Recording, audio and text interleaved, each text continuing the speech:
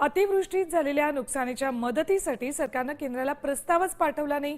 केंद्रीय कृषी मंत्र्यांनी काल संसदेत लेखी उत्तरात ही माहिती दिली आहे। 14 लाख हेक्टरवर नुकसान झालेलं असतानाही केंद्राला 1.10 लाख हेक्टरवरच नुकसान झालं असं सांगण्यात आलंय। राज्याच्या प्रस्तावाशिवायच केंद्रानं 3,132 कोटी 80 लाख रुपये दिलेत। अतिवृष्टी झालेल्या क्षेत्राची माहिती देण्यातही सरकारनं गंभीर चूक केली आहे। यावरूनच दत्तात्रय भरणे यांनी पत्रकार परिषद घेतली आणि यावेळेला ते स्पष्टीकरण देत होते।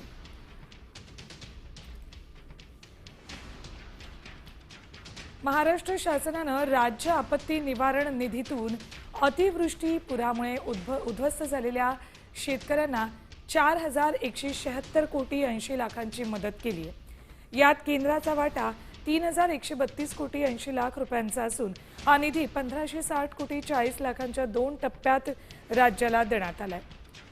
राष्ट्रीय आपत्ती व्यवस्थापन योजनेनुसार आपत्ती व्यवस्थापनाची प्राथमिक जबाबदारी संबंधित राज्य सरकारांची आहे, ज्यात नुकसानीचं मूल्यांकन आणि तळागाळातील पातळीवर मदत उपाययोजना करणं समाविष्ट आहे।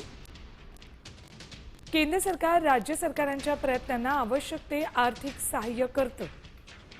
गृह मंत्रालयानं 16 ऑक्टोबर 2025ला राज्यात झालेल्या नुकसानीचं प्रत्यक्ष मूल्यांकन करण्यासाठी आंतरराष्ट्रीय नाणेनिधी पथक स्थापन केलं। 3 नोव्हेंबर 2025 ते 5 नोव्हेंबर 2025 या कालावधीत IMCTनं बाधित भागांना भेटी दिल्या।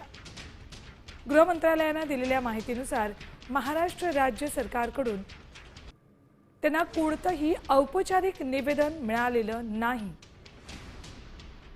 केंद्रीय कृषी मंत्री शिवराज सिंग चौहान यांनी हे वक्तव्य केले।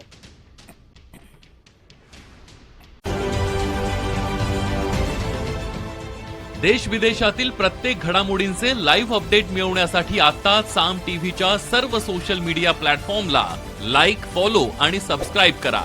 तसंच सर्व नोटिफिकेशनसाठी बेल आयकॉन प्रेस करायला विसरू नका।